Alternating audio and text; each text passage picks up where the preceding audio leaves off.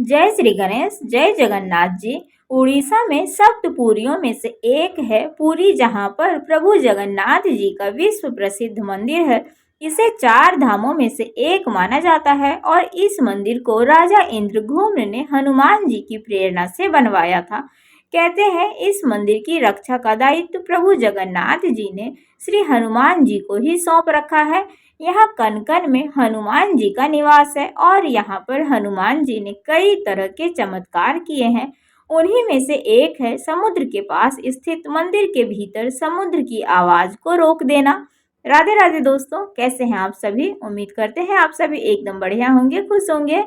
प्रभु जगन्नाथ जी की कृपा आप सभी के ऊपर हमेशा बनी रहे। दोस्तों, रथ यात्रा शुरू हो चुकी है, तो चलिए आप सभी को एक और कहानी आज सुनाते हैं। जगन्नाथ भगवान की बहुत अच्छी सी कहानी है। कहानी पूरा सुनिएगा दोस्तों। पसंद आए तो वीडियो को लाइक आप सभी जरूर कर दीजिएगा। जगन्नाथ भगवान के मंदिर के चारों द्वार के सामने रामदूत हनुमान जी की चौकी है, परंतु मुख्य द्वार के सामने जो समुद्र है वहां पर बेड़ी हनुमान जी का वास है। यहाँ जगन्नाथपुरी में ही सागर तट पर बेदी हनुमान जी का प्राचीन एवं प्रसिद्ध मंदिर है। भक्त लोग बेड़ी में जकड़े हनुमान जी के दर्शन करने के लिए आते हैं। एक बार नारद जी भगवान जगन्नाथ जी के दर्शन के लिए पहुंचे तो उनका सामना हनुमान जी से हुआ। हनुमान जी ने कहा कि इस वक्त प्रभु तो विश्राम कर रहे हैं, आपको इंतजार करना होगा। नारद जी द्वार के बाहर खड़े होकर इंतजार करने लगे। कुछ समय के बाद उन्होंने मंदिर के द्वार के भीतर झांका तो प्रभु जगन्नाथ जी लक्ष्मी जी के साथ उदास बैठे थे। उन्होंने प्रभु से इसका कारण पूछा तो उन्होंने कहा कि यह समुद्र की आवाज हमें विश्राम करने नहीं देती है। नारद जी ने यह बात जाकर बाहर हनुमान जी को बताई। हनुमान जी ने क्रोधित होकर समुद्र से कहा कि तुम यहाँ से दूर हटकर अपनी आवाज को रोक लो, क्योंकि मेरे स्वामी तुम्हारे शोर के कारण विश्राम नहीं कर पा रहे हैं। यह सुनकर समुद्र देव ने प्रकट होकर कहा कि हे महावीर हनुमान, यह आवाज रोकना मेरे वश में नहीं है। जहाँ तक पवन वेग चलेगा यह आवाज वहां तक जाएगी। आपको इसके लिए अपने पिता पवन देव से विनती करनी चाहिए। तब हनुमान जी ने अपने पिता पवन देव का आवाहन किया और उनसे कहा कि आप मंदिर की दिशा में ना बहें। इस पर पवन देव ने कहा कि पुत्र, यह संभव नहीं है, परंतु मैं तुम्हें एक उपाय बताता हूँ। तुम्हें मंदिर के आसपास ध्वनि रहित वायु कोशीय वृत्त या विवरंत बनाना होगा। हनुमान जी समझ गए।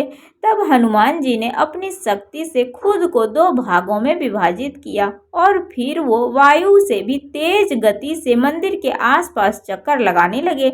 इससे वायु का ऐसा चक्र बना कि समुद्र की ध्वनि मंदिर के भीतर न जाकर मंदिर के आसपास ही घूमती रहती है और मंदिर में श्री जगन्नाथ जी आराम से सोते रहते हैं। यही कारण है कि तभी से मंदिर के सिंह द्वार में पहला कदम प्रवेश करने पर ही मंदिर के अंदर से आप सागर द्वारा निर्मित किसी भी ध्वनि को नहीं सुन सकते हैं और मंदिर के बाहर एक कदम रखने पर ही यह सारी ध्वनि सुनाई देती है और शाम को इसे स्पष्ट रूप से अनुभव किया जा सकता है। इसी तरह मंदिर के बाहर एक स्वर्ग द्वार भी है, जहाँ पर मोक्ष प्राप्ति के लिए सब जलाए जाते हैं, लेकिन मंदिर के अंदर किसी तरह की भी दुर्गंध नहीं आती है और अगर बाहर निकले तो लाशों की जलने की गंध महसूस होती है। और दूसरा कारण यह है कि श्री जगन्नाथ जी के मंदिर ऊपर स्थापित लाल ध्वज सदैव हवा के विपरीत दिशा में ही लहराता है। यह प्रतिदिन सायकाल मंदिर के ऊपर स्थापित ध्वज को मानव द्वारा उल्टा चढ़कर बदला जाता है। ध्वज भी इतना भव्य है कि जब यह लहराता है तो सब इसे देखते ही रह जाते हैं। ध्वज पर शिव का चंद्र बना हुआ है और जगन्नाथ जी की रथ यात्रा का प्रमुख उद्देश्य भगवान जगन्नाथ जी को उनके मौसी के घर लेकर जाना होता है। यह हर साल आषाढ़ महीने की द्वितीया तिथि को रथ यात्रा निकाली जाती है। इस दिन भगवान जगन्नाथ जी और उनके भाई बलभद्र और बहन सुभद्रा मंदिर से बाहर निकलते हैं और 7 दिन के लिए श्री गुंडिचा मंदिर में रहते हैं।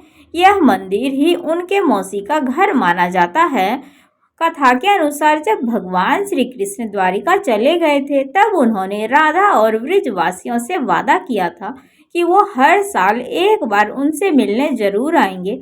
इसी भावना से यह रथ यात्रा से जुड़ी मानी जाती है, जिसमें भगवान जगन्नाथ जी अपने भक्तों के बीच आते हैं और श्री गुंडिचा मंदिर को उनकी मौसी का घर कहा जाता है। वहाँ विशेष रूप से उनकी पूजा होती है और पोढ़ा पीठा नामक पकवान चढ़ाया जाता है, जो मौसी का स्नेह की प्रतीक मानी जाती है।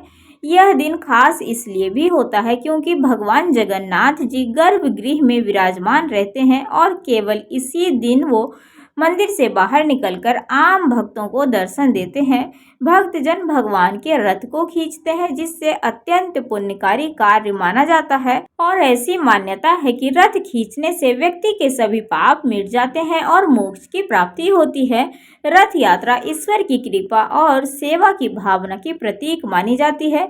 भगवान जगन्नाथ, बलभद्र और सुभद्रा जी गुंडिचा मंदिर में कुल 7 दिन के लिए रहते हैं। इन दिनों के दौरान वहां भी उनकी पूजा, भोग और सेवा उसी तरह से होती है जैसे कि श्री मंदिर में होती है। 7 दिन बाद बहुधा यात्रा के दिन भगवान अपने मूल स्थान यानी पुरी के श्री मंदिर में लौट जाते हैं। तो दोस्तों, बोलिए जगन्नाथ भगवान की जय। और ये कहानी आप सभी को कैसी लगी? ऐसे तो उनकी कहानियां बहुत ही है, लेकिन उन्हीं में से एक कहानियां ये थी और उनकी मंदिर से कुछ जुड़ी बातें। तो अगर ये कहानी आप सभी को पसंद आई हो तो ज़रूर वीडियो को लाइक करिएगा और चैनल पर जो भी नए आते हैं तो सब्सक्राइब, कमेंट, शेयर भी आप सभी ज़रूर कर दिया करिए दोस्तों।